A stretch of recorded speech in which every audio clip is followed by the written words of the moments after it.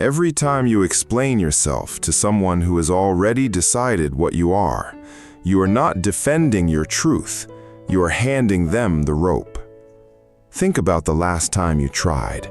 You chose your words carefully, you were honest, you were patient, and it changed nothing. Not because you explained it wrong, because explanation was never what they wanted. Friedrich Nietzsche understood something about this that most people spend their whole lives learning too late. And number 4, that is the one that stings the most. Because these are not strangers, these are the people sitting closest to you. Stay until we get there. You have been here. Someone misread you, your intentions, your silence, your choices, and something in you said, explain, show them who you actually are. So you did, carefully, with honesty they did not deserve, and they took what you said and used it differently than you meant it. Or they nodded and nothing shifted.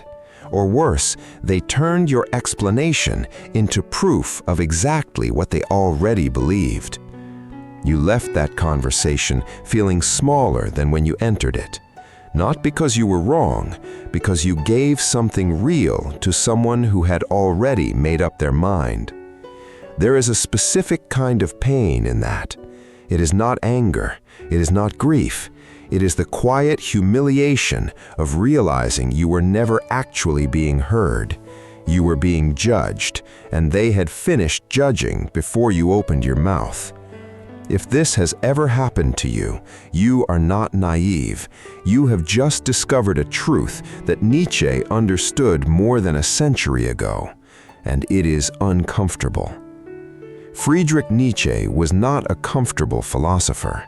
He had no interest in telling people what they wanted to hear.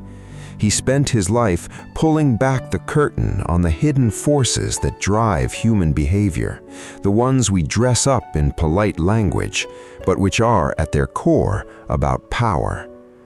What Nietzsche observed about those who demand explanation from you, those who press you, question you, your every decision, is that the demand itself is the move.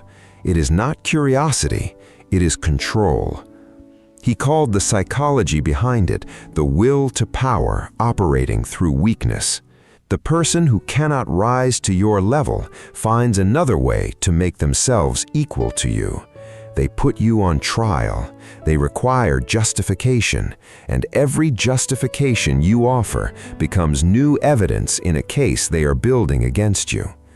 Modern psychology has since named this dynamic differently. It calls it defensive attribution, the tendency to interpret the actions of others through the lens of one's own insecurity. But Nietzsche described the mechanics first, and his description was sharper. Here is what is actually happening when you feel the urge to explain yourself. Your brain registers a threat, not a physical threat, a social one. The threat of being misunderstood, of being seen wrongly, and your instinct is to correct the record, to restore the truth. This is a reasonable instinct. It comes from dignity. But here is what Nietzsche saw that most people miss. Not everyone who misunderstands you is confused. Some of them are comfortable. Their version of you, the lesser version, the guilty one, the one who owes you something, serves a purpose for them. It keeps them from having to look at themselves. It keeps the power in the conversation pointed in their direction. Psychologically, what happens is this. The moment you explain yourself, you accept the premise that you are on trial. You confirm that their judgment of you is legitimate enough to require your defense, and that confirmation is exactly what they were waiting for. You are not clearing your name, you are ratifying the court. Remember what I said about number 4. We're almost there. It is not about honesty, it's about what your explanation costs you and what it gives them.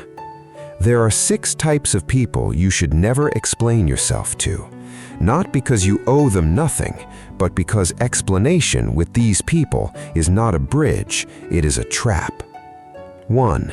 The person who only asks to find the flaw. You know this person. They ask you why. They ask what you were thinking. They ask what you meant. But listen to how they ask. There is no open space in the question. The question is already closed. It's a closed room with one exit, and that exit leads to them being right. Nietzsche called this the instinct of the weak made into method. The person who cannot win on their own terms engineers a game where you cannot win on yours. Explanation with them is not dialogue, it is submission wrapped in the language of conversation. Stop. Do not enter the room. 2. The person who has already told their version to others. By the time they ask you to explain, the story is already circulating. In their telling, you are the character, they are the narrator. Your explanation will not update the story. It will become a footnote in it.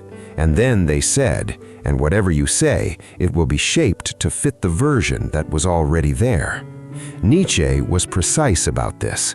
Resentment rewrites history. Not consciously always, but the person whose ego has been wounded by you does not experience the facts neutrally. They experience them through the injury, and your explanation lands inside that wound. It doesn't heal it, it irritates it. Modern psychology confirms this. It calls it defensive attribution. The way the mind once decided finds evidence to confirm what it already believes. Silence here is not weakness. Silence here is refusal. To participate in a trial you did not agree to attend. 3. The person who mistakes your kindness for debt. You helped them once or many times, and somewhere along the way, your helpfulness became their expectation. Now, when you don't help, or when you protect your time, your energy, your limits, they want an explanation. Why did you say no? Why are you being difficult? Why have you changed? Nietzsche saw this dynamic with rare clarity. He wrote about the danger of those who receive, that receiving creates an invisible debt in the mind of the one who receives, and that debt, if never acknowledged, curdles. It becomes resentment. It becomes the quiet story that you have failed them. Do not explain your boundaries to someone who has already decided that your limits are a betrayal. You cannot reason someone out of a resentment they aren't even willing to name. They invade your space, they drain your time, they call it love. 4. The person who sees your growth as a judgment of them. And here it is, point 4, the one I told you to stay for. These people are often not enemies. That's what makes it so much harder. They are old friends, family members, people who loved you when you were smaller, but you are not smaller anymore. And your growth, your clarity, your discipline, your refusal to live the way you once did, reads to them as criticism.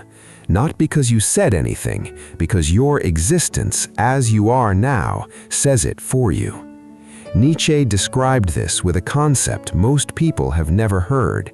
He called certain people the flies of the marketplace, those who swarm around whoever is building something, not to contribute, but to make noise, to question, to interrupt, to pull downward.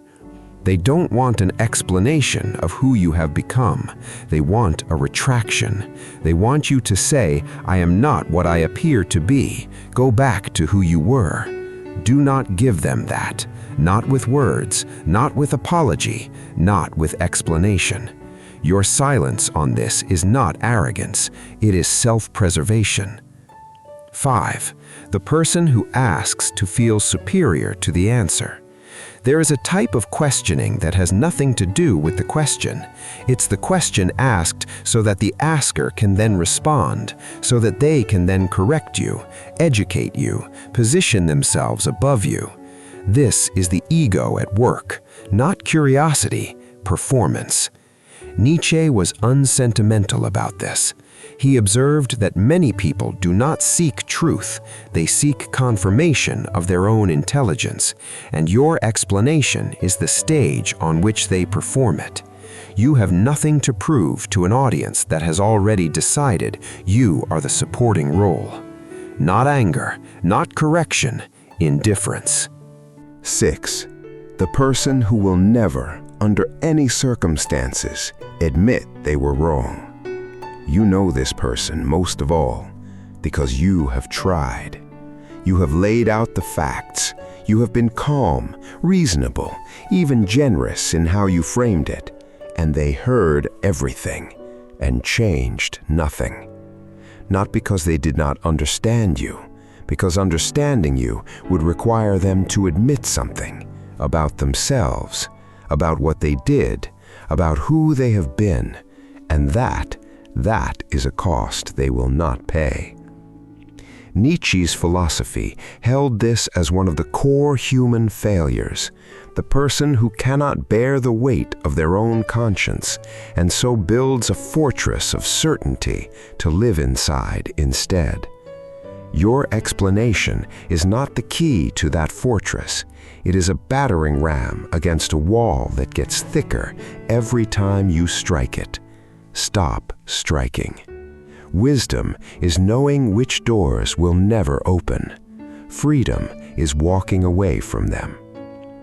There was someone, maybe you have met a version of them, who spent years explaining themselves to a particular person in their life, a person who always seemed to misunderstand them, who always seemed to require one more clarification, one more defense.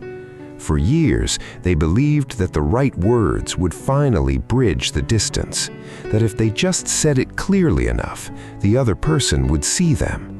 And then, one quiet evening, no drama, no argument, something became clear. Not that the other person was evil, not that the relationship had been a lie, but that the misunderstanding was not a mistake.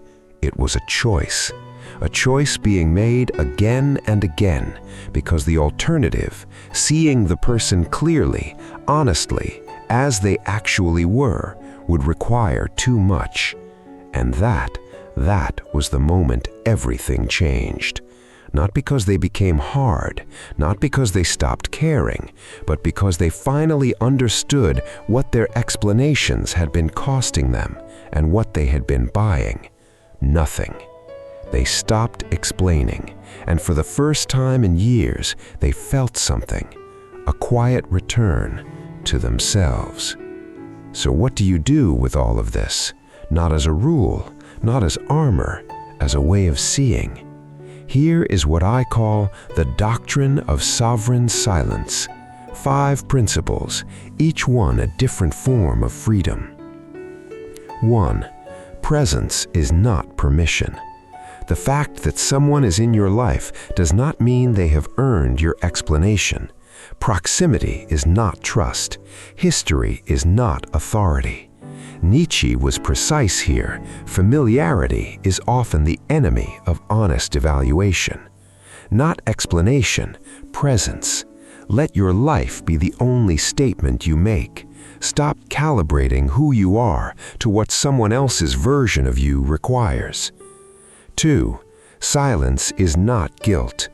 People who have done nothing wrong are often the most compulsive about explaining themselves because they care about truth, because they value being understood. But not everyone deserves the truth in the form of your time. Your silence is not weakness, it is wisdom. When you feel the pull to explain, ask first, am I defending truth or am I managing their comfort? 3. The demand for explanation is the declaration of war. The moment someone demands that you justify your choices to them, your time, your relationships, your growth, your limits, they have already made a claim on you, a claim you never agreed to. Do not explain, do not apologize, do not negotiate. 4. Your growth needs no defense. You have changed, you are different than you were. You hold different standards for who you spend yourself on. Some people will call this coldness. Nietzsche would call it what it actually is, the will to become. Do not downplay your growth to comfort their ego. 5. Walk away while they are still speaking. Not physically, but inwardly.